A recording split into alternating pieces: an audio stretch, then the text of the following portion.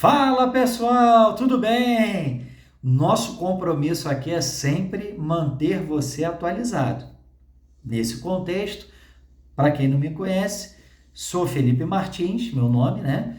Sou professor, delegado de polícia e eu convido a você, se inscreva no nosso canal, curta, compartilhe, deixe seu comentário. A inscrição é gratuita, o comentário é gratuito, o like vai nos ajudar muito também, tá bom? E se você quiser também deixar seu comentário, interagir, vai ser muito bem-vindo. Nesse contexto aqui do canal, já temos muito material lá, aqui no nosso canal, veja aí, está disponível. Nesse contexto, eu vou comentar convosco o informativo 1106 do STF, pessoal. Informativo esse que trouxe informações preciosas sobre o julgamento que considerou a constitucionalidade da alteração promovida no pacote anticrime no tocante ao juiz de garantias, o arquivamento agora na temática feita diretamente pelo Ministério Público. Então não vamos perder tempo e vamos direto ao ponto. Para iniciar, primeiro, tem uma decisão de processo penal aqui interessante, uma ADI 5315 do Distrito Federal, que questionou a resolução do CNNP, Conselho Nacional do Ministério Público, fez uma resolução para promover cautelas procedimentais para a proteção de dados quando for o próprio MP que fizer a interceptação telefônica. Sabemos que a Lei 9296 regulamentou a interceptação telefônica, trouxe seus requisitos e conferiu uma atribuição também ao Ministério Público, não apenas à autoridade policial, não apenas à Polícia Judiciária. Nesse contexto, foi editada uma resolução no âmbito do Ministério Público para, no caso de cautelas procedimentais para proteger esses dados sigilosos e para garantir a efetividade dos elementos, a integridade dos elementos de prova colhidos via interceptação telefônica. E o Supremo entendeu que era constitucional e deu aqui a tese fixada, foi o seguinte: é constitucional o estabelecimento, por resolução do Conselho Nacional do Ministério Público, de cautelas procedimentais para proteção de dados sigilosos e garantia da efetividade dos elementos de prova colhidos via interceptação telefônica.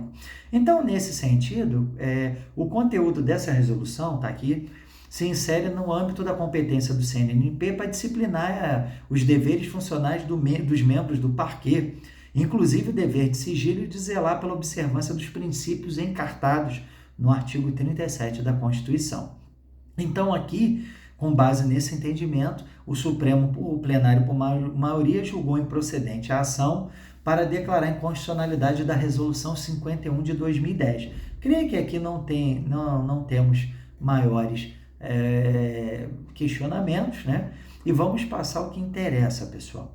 Veja, sabemos, foi divulgado amplamente, inclusive nos jornais, na mídia, canais, redes sociais, onde você pesquisar tudo sobre a decisão paradigmática do Supremo, que entendeu, depois de ficar suspenso por mais de 3 anos, a implantação, a criação, né, os dispositivos que falavam sobre a criação do juiz de garantias, foi considerada a sua constitucionalidade, ok?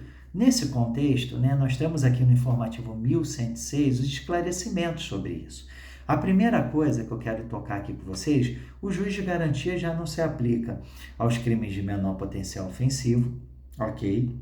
Não se aplica aos tribunais, não se aplica aos procedimentos de competência do tribunal do júri, tá?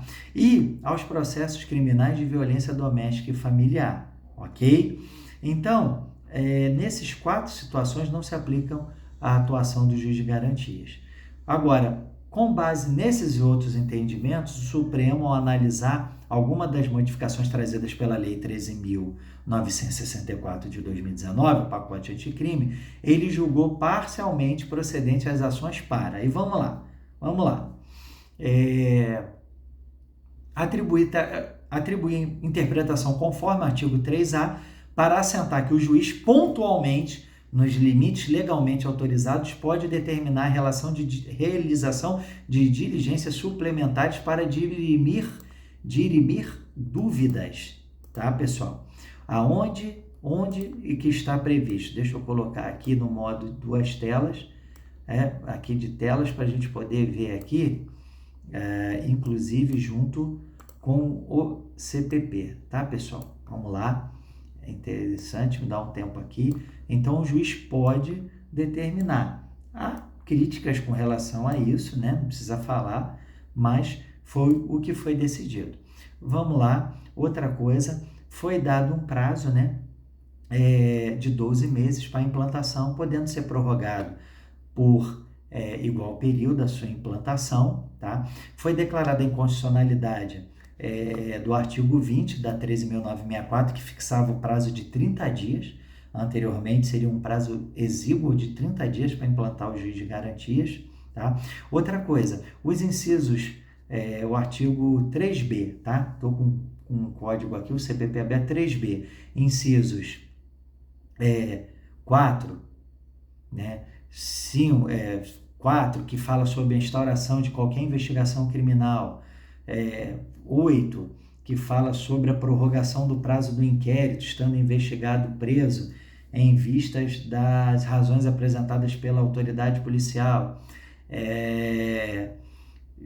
E o artigo 9, determinar o trancamento do inquérito policial quando não houver fundamento razoável para sua instauração. Nesse caso aqui, são competências do juiz de garantia, atribuições dele. Nesse contexto, também ao MP, caso instaure os PICs, né, procedimento de investigação criminal, foi fixado o prazo de 90 dias da publicação da ata de julgamento para que os representantes do parquê encaminharem todos os PICs e outros procedimentos de investigação, mesmo que tenham outras denominações, ao respectivo juiz natural, independente do juiz de garantia já ter sido implementado na respectiva jurisdição. Então, todos os PICs ou outros procedimentos de investigação lá feitos pelo MP têm que ser encaminhados, informados ao respectivo juiz natural.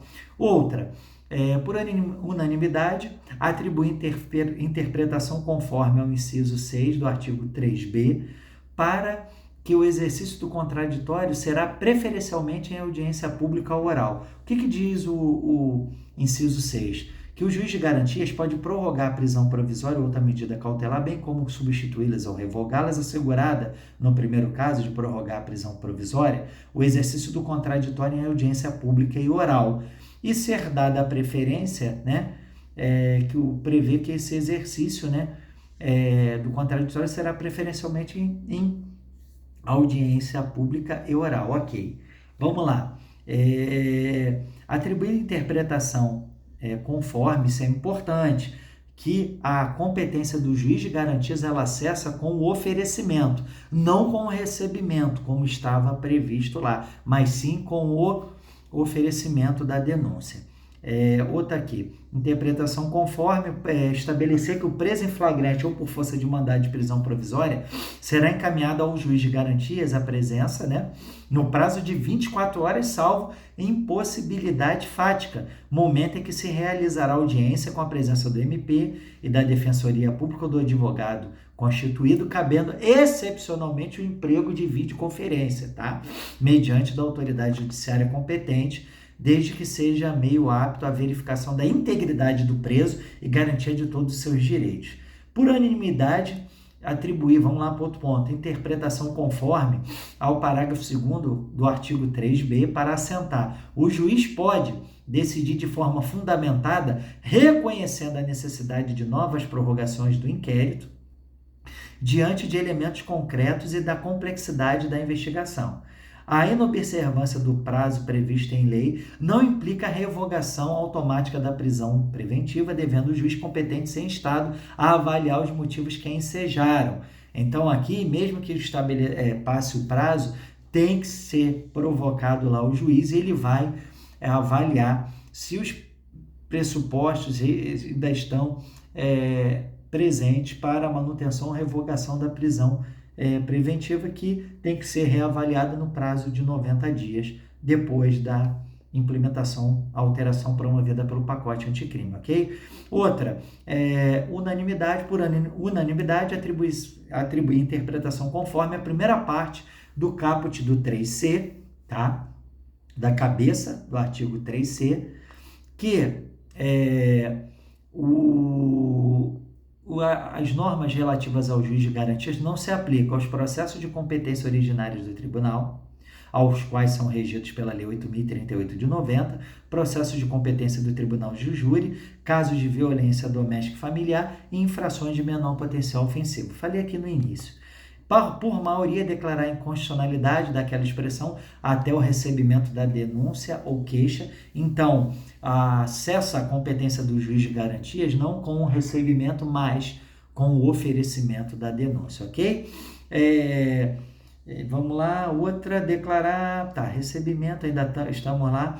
Declarar a inconstitucionalidade com redução do texto dos parágrafos 3 e 4 do 3C e atribuir interpretação conforme para entender que os autos que compõem as matérias de competência do juiz de garantia serão remetidas ao juiz da instrução e julgamento, ou seja, não vai ocorrer a exclusão dos elementos colhidos que motivaram o oferecimento da denúncia. O juiz da instrução e julgamento vai receber esses autos, né, que compõem essas matérias, ok? Inconstitucionalidade, por unanimidade, declarar a inconstitucionalidade do artigo 3D, tá? Dizendo aqui, o juiz que na fase de investigação praticar qualquer ato incluído nas competências do artigo 4 e 5 ficará impedido de atuar no processo. Por unanimidade, atribuir interpretação conforme o 3E, para assentar que o juiz das garantias será investido e não designado, conforme as normas de organização judiciária da União, dos Estados e do Distrito Federal, observando critérios objetivos a serem periodicamente divulgados pelo respectivo tribunal. Tá? Foi declarada a constitucionalidade do artigo 3F, que diz que o juiz das garantias deverá assegurar o cumprimento das regras para tratamento dos presos, impedindo o acordo ou ajuste de qualquer autoridade com os órgãos da imprensa para explorar a imagem da pessoa submetida à prisão, sob pena de responsabilidade civil, administrativa e penal. Então, é constitucional esses dispositivos. Atribuição, por unanimidade, atribuir interpretação conforme ao parágrafo único do 3F, tá?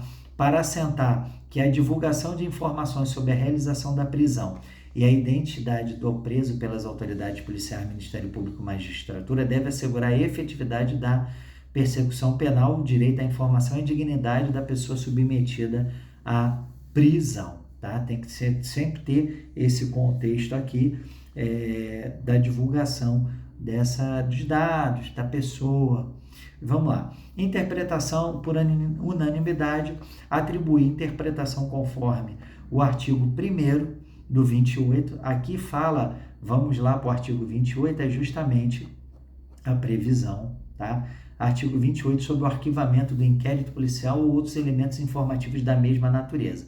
Então, aqui foi dado interpretação conforme ao parágrafo 1º para assentar que, além da vítima, do seu representante legal, a autoridade judicial competente também poderá submeter a matéria à revisão da instância competente do órgão ministerial. Então, o juiz pode, além da vítima, né, quando do arquivamento, né, a vítima ou seu representante legal não concordar com o arquivamento, no prazo de 30 dias do recebimento da comunicação, ele pode submeter a matéria à revisão da instância competente do órgão ministerial, de acordo com a lei orgânica de cada Ministério Público. Nesse caso, também foi dada interpretação para, além da vítima ou seu representante legal, a autoridade judicial também poderá fazer isso. Tá? Foi declarada a constitucionalidade do artigo 28A, caput 28A, tá? O que prevê o ANPP, o Acordo de Não Persecução Penal. Então, está aqui o inciso 3 e 4,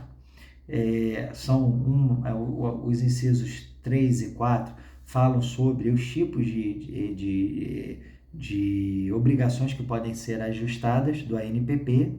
O parágrafo 5º, 7º e 8º, o 5º, vamos lá, o 5º fala sobre se o juiz considerar inadequadas, insuficientes ou abusivas as condições impostas na ANPP, ele vai devolver o MP para que seja reformulada a proposta, foi considerada constitucional. O 7º fala que o juiz pode recusar a homologação do ANPP da proposta que não atendeu os requisitos legais ou quando não for realizada a adequação que eu acabei de ler.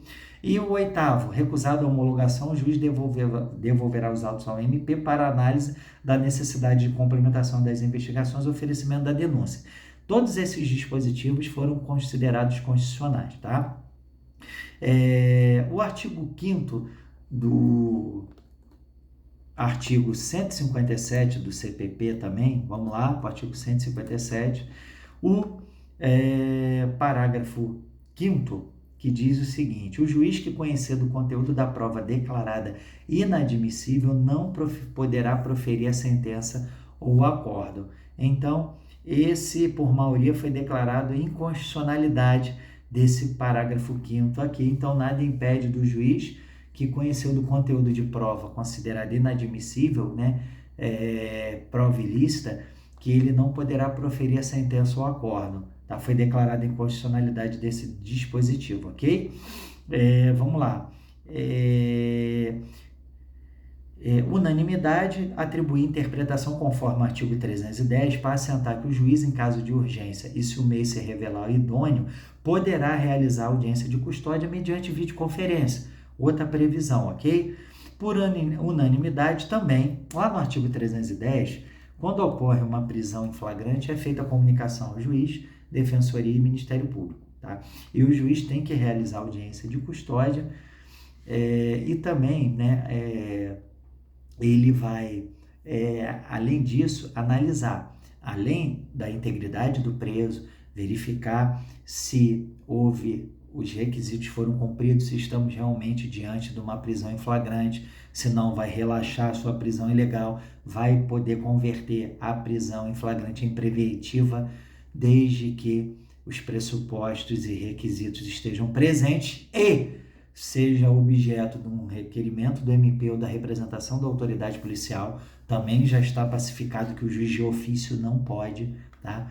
Então, conceder liberdade provisória sem ou confiança, tá? Pode também verificar se houve algumas condições do artigo 23, por exemplo, uma legítima defesa, um estrito cumprimento do dever legal, ele pode conceder à pessoa liberdade provisória, ok? E nesse contexto, pessoal, foi fixado o seguinte: por unanimidade, o parágrafo 4º do 310,